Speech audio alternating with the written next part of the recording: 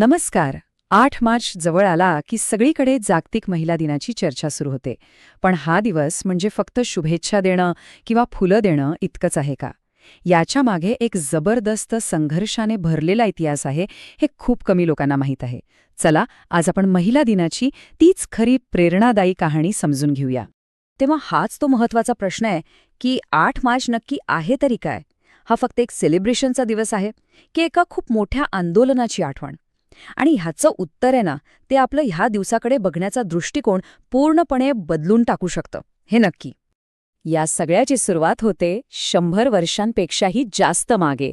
साल होतं 1908. हे तेच वर्ष आहे जिथे त्या संघर्षाची पहिली ठिणगी पडली. एक अशी ठिणगी जिने पुढे जाऊन एका जागतिक चळवळीचा वणवा पेटवला. ही गोष्ट आहे न्यूयॉर्क शहराची.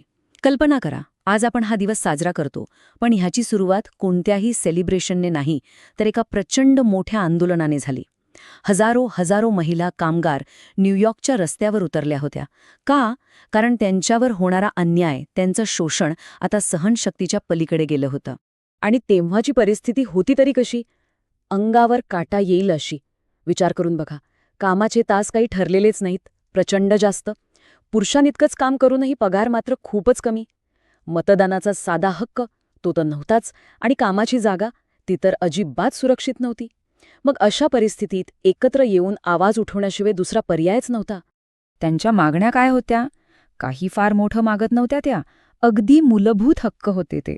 त्यांना समान कामासाठी समान वेतन हवं होतं, कामाचे तास कमी करून हवे होते, आणि सगळ्यात महत्त्वाचं, त्यांना मतदानाचा हक्क हवा होता. म्हणजे बघा, हा लढा फक्त पैशांचा नव्हता, तर राजकीय समानतेचा सुद्धा होता. बरं, न्यूयॉर्कमध्ये सुरू झालेलं हे आंदोलन फक्त न्यूयॉर्कपुरतं मर्यादित राहिलं नाही. या आंदोलनाची आग हळूहळू जगभर पसरली, आणि बघता बघता यातूनच एका जागतिक चळवळीचा जन्म झाला. आणि या जागतिक चळवळीला दिशा देण्यात एका व्यक्तीचं नाव खूप महत्त्वाचं आहे, क्लारा झेटकिन. जर्मनीच्या या समाजवादी नेत्या होत्या. 1910 मध्ये कोपेनहेगनमध्ये एक आंतरराष्ट्रीय परिषद भरली होती, आणि तिथे त्यांनी एक क्रांतिकारी प्रस्ताव मांडला. त्या म्हणाल्या की जगभरातल्या महिलांच्या हक्कांसाठी दरवर्षी एक खास दिवस साजरा झाला पाहिजे. काय जबरदस्त विचार होता, नाही का? अर्थात हा प्रवास काही सोपा नव्हता.